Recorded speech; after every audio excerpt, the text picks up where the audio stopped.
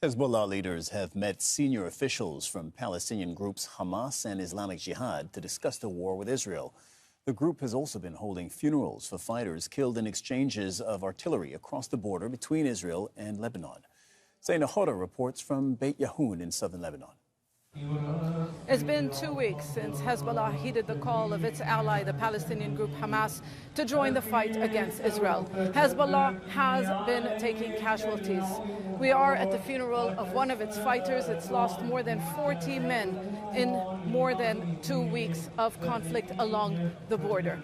This time is very different since the last war in 2006 between Hezbollah and the Israeli army. This time around, Hezbollah is on the offensive and Hezbollah is treading carefully. It is launching attacks against Israeli military positions from open areas. It is avoiding an Israeli response that would target population centers, which leaves them exposed. At the same time, the Israeli drones, surveillance aircraft are in the skies over the border area all day long. Now, Hezbollah says that it is in the heart of this battle. It is not neutral, but so far, like I mentioned, the escalation along the border is very limited to that region. Hezbollah's Secretary General meeting leaders from the Palestinian groups Islamic Jihad and Hamas. Hezbollah releasing a photo but not saying when that meeting took place, and clearly giving the message that there is coordination between the groups of part of the so-called axis of resistance. The biggest question is, what will Hezbollah do next? It believes that by targeting Israeli positions along the border, it is harassing the Israeli army, it is keeping it busy, making it move divisions of the army to the north so that they will not put more pressure on Hamas on the southern front. So the biggest question is, will Hezbollah join this fight further? Will it use its long-range missiles? Will it use its full military capabilities?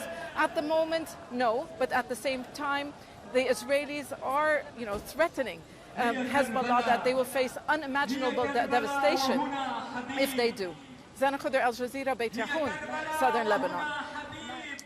Let's see what more we might be able to find out about this meeting. Elijah Magner is a military and political analyst covering the Middle East and North Africa. You're joining us from Brussels, Elijah. Thank you for your time today. Your thoughts on this meeting, Hezbollah, Islamic Jihad, Hamas, what might have been discussed and what it means? Well, first of all, Hezbollah, Hamas, and the Islamic Jihad have an operational room, military operation room in Lebanon, where they coordinate since the beginning of the war. We're talking about since the 7th of October. And we have seen how Hezbollah is sometimes, occasionally, operating also with the Palestinians on the border, where the Palestinians have taken many casualties. There have been many Palestinian militants crossing the borders, attacking the Israeli military.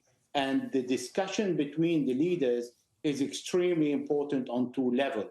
The military level is a coordination to what is going on in Gaza, and Hezbollah is also acting as the eyes and the ears of Hamas from the outside, because Hezbollah's capability in drones, communication, and electronic system offers a huge support to Hamas inside Gaza and to the Islamic Jihad. Secondly, on the political aspect, there might be discussion on slowing down the Israeli invasion because of the pressure, the axis of the resistance, the involvement or potential involvement of Iran, the United States, and other countries in a wider conflict. There is a possibility of coming up to a ceasefire. All that is negotiated among the political leaders, not the military inside Gaza. This is why these leaders need to meet and coordinate their future action, and in case the conflict escalate, where they would go and what measures they would take and what the size of their involvement is going to be, because Hezbollah is already involved in a war and has so far taken more or less 30 to 35 people who died in fighting Israel and by the Israeli drones. But as you say, Hezbollah are already involved in this war. However, everybody I've spoken to, and that includes our correspondent, has suggested that Hezbollah doesn't want at this stage a full-scale war with Israel. do you have any read on what their red lines might be? Red lines which, if crossed, would thrust them into a higher intensity conflict with Israel?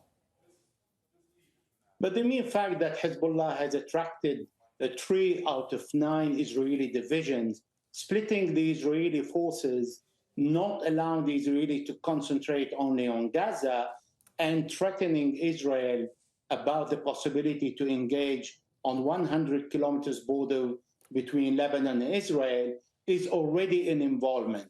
Now, Israel is not realizing, and it doesn't guess, if Hezbollah is going to attack from the west or from the east or from the middle. That's why they have evacuated, an indication that Hezbollah is giving to the Israelis, allowing them to understand that the ground invasion or the ground attack on Gaza can trigger further escalation where Hezbollah can break the border.